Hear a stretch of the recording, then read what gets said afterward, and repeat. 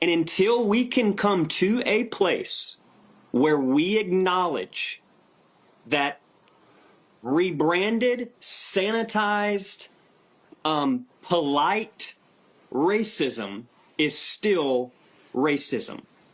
And the great Franciscan priest Richard Rohr says it like this. He says, you cannot heal what you do not acknowledge. And this is why it's so imperative when I see things like this administration and Trump and MAGA pushing to remove images of slavery from museums. We're regressing. We're moving backwards. And he knows what he's doing. This administration knows what they're doing. And I'm learning more and more that what this is underneath, what it is white supremacy. And a part of the reason, perhaps, many of these leaders, these white male leaders, part of the reason many of them are kicking and screaming and putting out the dog whistles, and I'm getting them, God knows the people of color are getting them, part of the reason I believe that's happening is because they are so terrified of one word, equality. I don't want to live in a white nation. I don't want to live in a white America. White people, they want to play civilized while they hang people at night. They want to play civilized while they segregate themselves and pretend they're better than everybody else just simply because, oh, look at my skin, look at my eyes. I don't want to live in that country at all. And I'm tired of seeing people just quietly sit behind while this rhetoric is being brought back from the 60s and 70s and before that, and it's making its way back into 2025. I don't want to live in that America. I don't support that America. I actively advocate against that. Every man, every woman, every child, black, white, yellow, green, purple, a nation in which you're free to practice Christianity, in which you're free to be an atheist, in which you're free to be a Muslim, in which you're free to be a Jew. It does not matter. And most of the people that, oh, it's not about color, are the same people that see a black person that sounds a different way than they expect them to. And oh, you're one of the good ones. That's who we're dealing with. I have a question for all the good white people today. I want to talk to you. I'm trying to figure out, like, what's your deal? What's your deal? Everyone tells me all the time, you know, not all white people, not all white people, not all white people, right? I hear that every single day in the comments of my videos. So my question is, for the good white people, to the allies, what are y'all doing exactly? Because I can't see your movement. I see the movement of those who seek to continue to oppress and marginalize black people, but I don't see your movement. I don't see what you're doing. Can you let me know, like, what are y'all doing? Because it seems to me that most of your anti-racist allyship is only really active on social media, like on these free social media platforms where it costs you nothing. You don't have to do anything.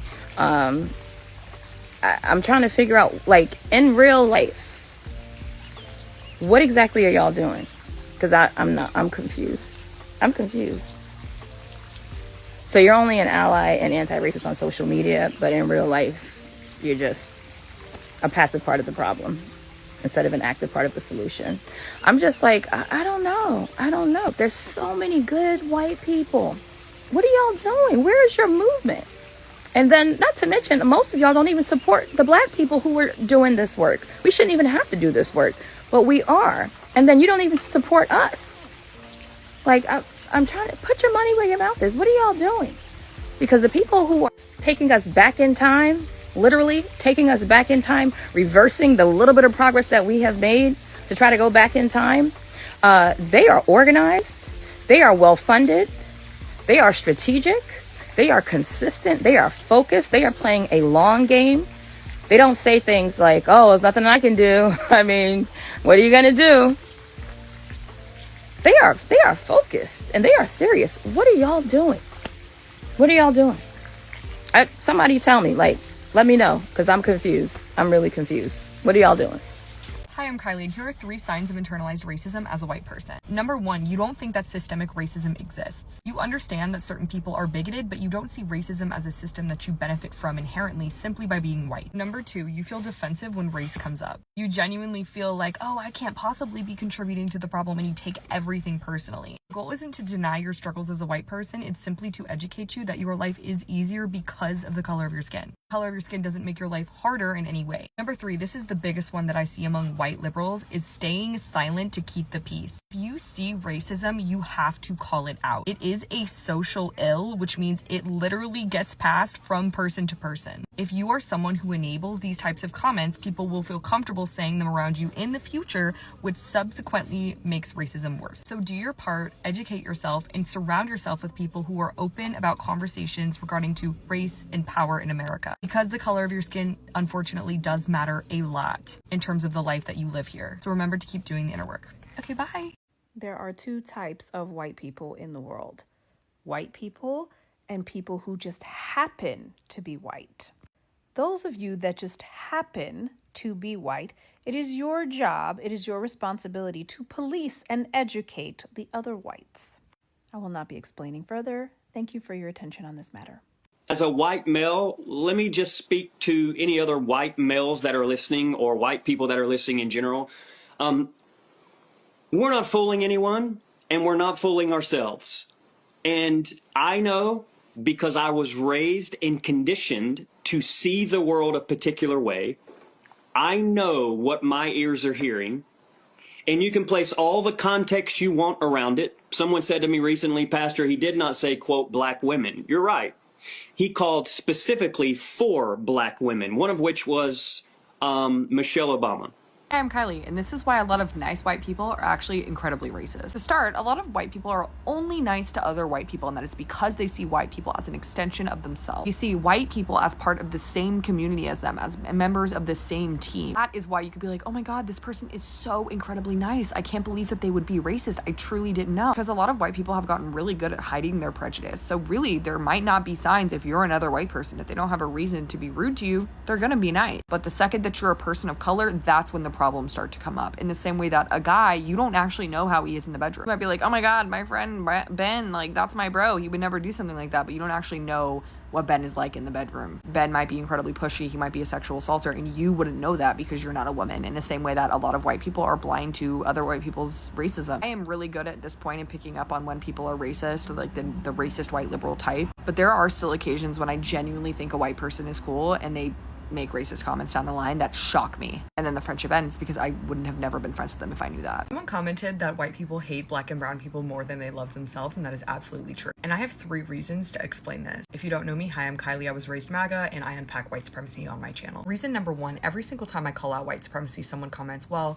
guess who hates white people? Kylie hates white people. And I think it's so funny because they seem to be implying that to have self-love is to be a neo-Nazi and put the white race above other races. It's really fucking weird. Number 2, racism is a personality trait for a lot of white people. Genuinely, that is why people stay in MAGA so long, because it prevents them from needing to develop a personality outside of being this like white supremacist. Hating on black and brown people is built into the intrinsic fiber of the way that white people bond with each other or the way that they tell jokes. That's why it's so funny to me when I'm like around an all-white group of people, and a lot of the times they're very copy and paste of each other, very NPC vibes. And reason number 3, a lot of white people just don't have hobbies like that. They don't really have a lot of things that they do. That's why it's so easy for them to ride the coattails of a cult, essentially, and just take on Trump's persona and worship him like a god, as well as playing into organized religion and anything else that they can, because it eliminates the need for them to have hobbies and things that they enjoy doing. The whole history of America is the history of rich white men telling not rich white people that their enemies are black and brown. It starts in the colonies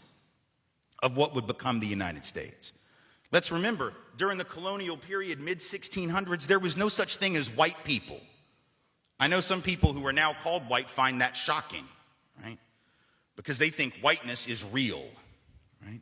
But whiteness was created. Europeans didn't call themselves white. We didn't call ourselves white. We weren't all members of one big happy family. Are you kidding? Have you studied the history of Europe? The history of Europe was about killing each other. That's what we did in Europe. We just killed each other before we figured out there were other people to kill. We just killed each other, right? I mean, that was the history of Europe. The English hated the Irish, right? Northern Italians didn't even think that Southern Italians were Italians. The Germans hated everybody, and everybody hated their ass right back, right? There was no team called white, no race called white, but all of a sudden, in the middle of the 1600s, there was. Why? Why was it suddenly necessary to create this thing called the white race? Well, because rich people can count, that's why. And so rich folks looked around, the ones that owned all the land, you know, in the colonies, the colonial elite, looked around and they realized something, that they were heavily outnumbered by African enslaved folks, by European indentured servants who were just one level above a slave, or other Europeans who weren't technically indentured servants, but they were still peasants, didn't have any money, didn't have any land, and they could do the math. They added it up and they were like, damn, we got to figure out a way to split these folks apart from one another or they're going to rise up and take our stuff, right? Because after a while, these black folks who were enslaved Africans and these quote-unquote white folks who were poor Europeans are going to figure out they're all getting played by these rich people, right? So ultimately, the rich figure out they got to come up with some way to get somebody in that group on their team. The easiest thing is to get the poor Europeans, right? Because at least they look like you. They sort of share some of the customs and the culture. So they all of a sudden create this thing called whiteness, and they say, now you're part of the club. Now we're going to let you testify in court, enter into contracts, vote, at least if you're a man, own a little bit of land, at least if you're a man, right? And we're going to get rid of indentured servitude, no more of that, because you're too good for that. And we're going to take the white men, now called white men, and put them on the slave patrol to keep black people in line. Give them a horse and a gun and a badge and make them feel big and powerful, right? They're still poor. They still don't have anything. They didn't pay the slave patrol well, right? Just exploited them, used them as a buffer between the elite and the other poor folks, particularly poor folks of color. And pretty soon, the rebellions that occasionally happened where black and white got together to overthrow the elite, those stopped because the divide and conquer had begun to work, right? You could turn people against each other by telling those poor white folks, they got to keep these black people in line. And so that divide and conquer gets initiated in the colonies. Rich white men telling not rich white people that their enemies are black and brown. Fast forward to the Civil War era. And you have, I'm from the South, right? My people, the elite in my part of the country, right, actually announced that the reason they wanted to break away from the Union and possibly go to war with their brothers and sisters to the North was in order to maintain slavery and white supremacy. They said that at the time. We lie about it now. And we say it had nothing to do with that. But of course, at the time, they didn't have any shame about it, so they just said it openly. Right? The vice president of the Confederacy, Alexander Stephens, said that the cornerstone of the new government was the great truth that the Negro was not the equal of the white man. So that's the reason the Confederacy was formed and existed. But here's the trick. If I'm rich and I want to go to war to protect my ownership in other human beings, my property, but you're poor and you don't own any enslaved people, why the hell would you go fight to protect my stuff? Because I'm a rich person. I'm not going to fight. Rich people don't go to war, right? Rich people get poor people to go to war for them, whether it's in 1860 or whether it's during the 1960s or whether it's today, right? Rich folks get doctors to write notes for them that say that they have heel spurs and that's why they can't go to Vietnam. And if you don't know who I'm talking about, you can Google that shit because he's sitting in the White House right now, right? Oh, I can't go fight. I have heel spurs. Send some poor kids to do that for me, please, right? So that's been a long-standing tradition. So the rich have to figure out a way to convince the poor to go fight for them. But that's a hard thing. That's like a hard sell, right? Like how the hell, why would you do that? Why would you go fight to protect my property rights when you don't own anything? The only way you would do it is if that rich person comes to you and says, hey, listen, you gotta go fight because we gotta maintain our way of life because if these people get free, they're gonna take your jobs. No, fool, they already got your job. That's how it works, right? Because if I'm white and I got to charge you $1 a day to work on the farm, but you can get a black person to do it for nothing because you own them, guess who got the job? Free got the job, right? So in a sense, poor white folks would have been better off joining with black folks to overthrow the slave system. That would have raised the wage floor of all working people. But they got tricked by rich white men telling them that their enemies were black and brown. Fast forward to the 1930s. And you have white labor leaders. They're not even the elite, right? The labor leaders are not the elite, but they're the elite within the labor movement. And even they had fallen for it at this point. So they didn't want to integrate their unions. And they would say things like, well, we can't have black people and Mexicans and Chinese folks in our unions because if we do that, it's going to reduce the professionalism of our craft. We have to maintain the integrity of our profession. No, fool, you need more people in the damn union is what you need. And if you don't let those folks in, guess what happens when you go out on strike? Who is the boss going to use to replace you? They're going to replace you with the very same black and brown folks that you didn't want to work next to, right? And so at the end of and then you're going to blame them for taking your job rather than the white rich dude for giving it to them, right? Divide and conquer. telling not rich white folks that their enemies are black and brown. And now we fast forward to the president. We got the president of the United States becoming president on the basis of that same rhetoric.